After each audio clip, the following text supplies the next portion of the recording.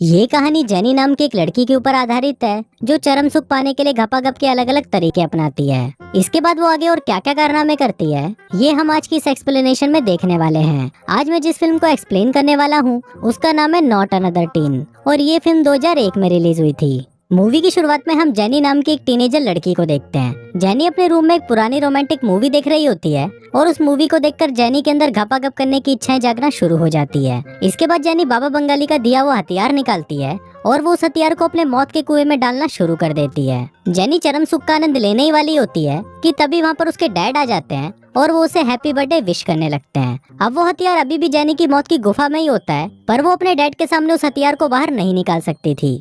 पर तभी वहाँ पर उसके दादा दादी भी केक लेकर आ जाते हैं और उनके साथ ही वहाँ पर चर्च के फादर और गली के कुछ बच्चे भी आ जाते हैं। फिर वहाँ पर जेनी का डॉग आकर जैसे ही उसके ब्लैंकेट को खींचता है तभी जेनी का वो हथियार उसके मौत के कुएं से निकलकर बाहर उछलता है और वो सीधा आकर उसके केक पर गिरता है, जिससे सभी लोगों को पता चल जाता है कि जेनी क्या कर रही थी। इसके बाद जेनी के डैड उसे और उसके भाई को स्कूल छोड़ने जाते हैं। फिर रास्ते में जेनी का भाई उसे बोलता है कि अब तुम्हें बॉयफ्रेंड बना लेना चाहिए क्योंकि डैड के रूल के हिसाब से तुम बड़ी हो और तुम्हें पहले घपाघप करना है और तुम्हारे घपाघप होने के बाद ही मुझे घपाघप करने का मौका मिलेगा। इसके बाद उनके डैड उन दोनों को स्कूल छोड़कर वहाँ से चले जाते हैं। इसके बाद हम स्कूल में जैक नाम के एक लड़के को देखते हैं जो बहुत ही ज्यादा स्मार्ट और पॉपुलर था, जिस वजह से स्कूल की सारी लड़कियां उस पर फिदा थी। फिर कुछ देर बाद जेनी के पास रिकी नाम का एक चोमू लड़का आता है जो उसे बहुत टाइम से पसंद करता था। रिक जेमी को उसका बर्थडे गिफ्ट देता है और फिर उसे प्रपोज करने की कोशिश करता है पर जेमी उसे इग्नोर करके वहाँ से चली जाती है। दूसरी तरफ हम जेनी के भाई को देखते हैं जो अपने दोस्तों को बता रहा होता है कि बस अब उससे रुका नहीं जाता। उसका छोटा चेतन किसी अंधेरी गुफा में जाने के लिए तड़प रहा है और उसे किसी न किसी लड़की के साथ तो धुआंधार घपाघप करना ही है। तभी वो सामने से आती हुई अमेंडा नाम की एक लड़की को देखता है और उसको देखते ही वो अपने छोटे चेतन की कसम खाते हुए बोलता है कि इस लड़की को घोड़ी तो मैं ही बनाऊंगा। इसके बाद हम जेक को देखते हैं जो अपने दोस्तों के साथ बातें कर रहा होता है पर तभी वहाँ पर कैथरीन नाम की एक लड़की आती है और वो जेक को उसके साथ घपाघप करने के लिए बोलने लगती है। दरअसल कैथरीन जेक की बहन ही होती है पर फिर भी वो अपने भाई को पेलना चाहती थी।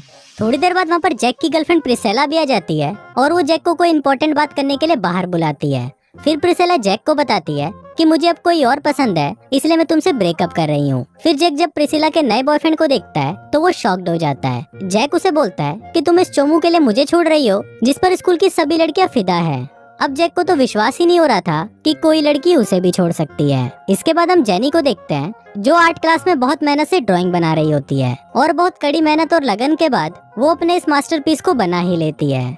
फिर जैक स्कूल से बाहर आता है और वो देखता है कि प्रिसेला अपने नए बॉयफ्रेंड के साथ चुम्मा चाटी कर रही होती है। फिर जैक का दोस्त उसे बोलता है कि प्रिसेला बहुत ज्यादा सुंदर है और इस बार भी प्रोम क्वीन वही बनेगी। पर इस पर जैक उसे बोलता है कि ऐसा कुछ भी नहीं है, ये तो सिर्फ मेकअप का जादू है जिससे कोई भी लड़की सुंदर बन सकती है। इस पर जैक का दोस्त उससे शर्त लगाता है कि अगर तुमने स्कूल की सबसे चोमू लड़की को इस साल प्रोम क्वीन बना दिया तो तुम शर्त जीत जाओगे। तभी सामने से जेनी भी आ रही होती है और जैक का दोस्त उसे बोलता है कि तुम्हें जेनी को ही पटाना होगा। अब जैक ये सब करना तो नहीं चाहता था पर क्योंकि उसने शर्त लगाई थी इसलिए उसे अब ये करना पड़ेगा।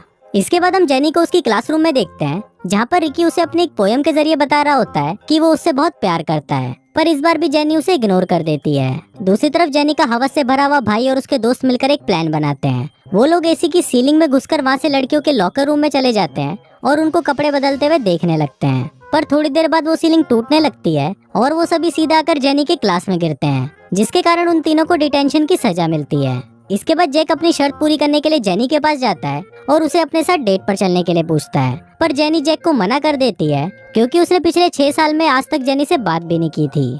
इसके बाद सभी लड़के ग्राउंड में फुटबॉल खेल रहे होते हैं और जेक एक कोने में बैठा होता है। दरअसल इससे पिछले मैच में जेक की वजह से टीम के एक प्लेयर की जान चली गई थी जिस वजह से जेक को टीम से निकाल दिया गया था। इधर जेनी के मन में भी जेक के बारे में सोचकर ठरक जागने लगती है और वो अपने डैड से इस बारे में बात करती है जिस पर उसके डैड उसे बोलते हैं कि तुम्हें जेक के साथ डेट पर जरूर जाना चाहिए। फिर दूसरी तरफ जब जेक अपने घर पर जाता है तो उसके डैड उसे बोलते हैं कि मुझे पता है कि तुम्हारा प्रिसिलिया से ब्रेकअप हो गया है और अब तुम्हें एक नई गर्लफ्रेंड चाहिए। इसलिए उसके डैड उसकी मॉम को उसके रूम में भेज देते हैं और उसे ऑल द बेस्ट बोलकर वहाँ से चले जाते हैं। फिर जैक अपनी बहन कैथरीन के पास लड़की पटाने की एडवाइस लेने के लिए जाता है पर उसकी बहन तो उसके साथ ही घपाघप करना शुरू कर देती है। फिर जैक उसे रोकते हुए बोलता है कि तुम मेरी बहन हो। तो इस पर कैथरीन उसे बोलती है कि मुझे कोई फर्क नहीं पड़ता। इसके बाद अगले दिन हम देखते हैं कि जेनी के भाई की कुछ लड़के मिलकर बिना पानी की धुलाई कर रहे थे। तभी वहाँ पर जेक उसे बचाने के लिए आता है पर जेनी का भाई उसे ही मार देता है। अब इस पर जेक को भी गुस्सा आ जाता है और वो जेनी के भाई को पकड़कर कुत्ते की तरह पीटना शुरू कर देता है। इसके बाद जेक जेनी को गाना गाकर इम्प्रेस करने की कोशिश करता है। जेक भाईजान का गाना गा रहा होता है जिसको सुनकर सभी लोग बोर हो जाते हैं। तभी जेक गाना बदल देता है और गाने में बोलता है कि जेनी के पास एक गन है। अब जेक का ये गाना सुनकर सभी लोगों को लगता है कि जेनी के पास सचमुच में गन है, इसलिए सभी लोग वहाँ से भागने लगते हैं और तभी वहाँ पर पुलिस भी आ जाती है और वो जेनी को पकड़ लेती है। इसके बाद जेक जेनी को छुड़ाकर अपने घर ले आता है। फिर जेनी जेक को बोलती है कि प्लीज तुम मेरा पीछा छोड़ दो, पर इस पर जेक पूरा नंगा होकर जेनी के सामने आकर खड़ा हो जाता है। पर जेनी को जेक का छोटा चेतन पसंद नहीं आता और वो वहाँ से चली जाती है। इसके बाद जेक अपनी बहन कैथरीन के साथ जेनी के घर पर आता है और वहाँ पर कैथरीन जेनी को पार्टी में जाने के लिए तैयार करती है। थोड़ी देर बाद जब जेनी तैयार होकर नीचे आती है तो वो इतनी सुंदर लग रही होती है कि उसको देखकर जेक का छोटा चेतन खड़ा हो जाता है। इसके बाद वो तीनों पार्टी में जाते हैं और पार्टी में सभी लोग जेनी को देखने लगते हैं क्योंकि वो बहुत ज्यादा सुंदर लग रही थी। फिर थोड़ी देर बाद जेनी बहुत ज्यादा ड्रिंक कर लेती है और पार्टी में उल्टी सीधी हरकतें करना शुरू कर देती है। तभी वहाँ पर प्रिसेला आती है और वो जेनी का सबके सामने मजाक उड़ाने लगती है, जिससे जेनी रोते हुए वहाँ से चली जाती है।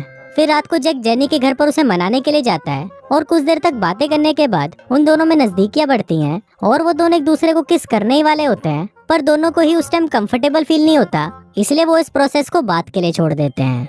फिर अगले दिन जेक जेनी के पास आता है और उसे मैच देखने के लिए इनवाइट करता है। अब क्योंकि जेनी भी जेक को पसंद करने लगी थी, इसलिए वो भी उसे आने के लिए हाँ बोल देती है।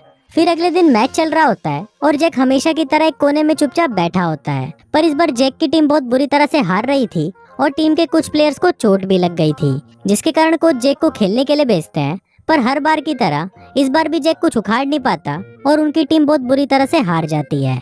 मैच खत्म होने के बाद जेक काफी उदास होता है, पर तभी वहाँ पर जेनी आती है और उसे समझाने की कोशिश करती है कि गेम में हार जीत तो चलती रहती है। फिर थोड़ी देर बाद वहाँ पर जेक का दोस्त आता है और उसे बोलता है कि आज हम तुम्हारी वजह से मैच हारे हैं और अब मैं जेनी को सब कुछ सच बता दूंगा।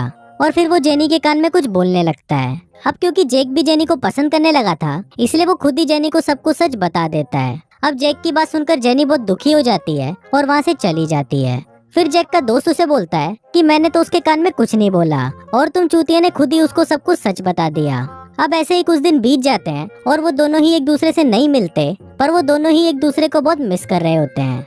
फिर प्रोम नाइट पर जेक का दोस्त जेनी को अपने साथ लेकर आता है और जेक अपनी बहन कैथरीन के साथ आता है।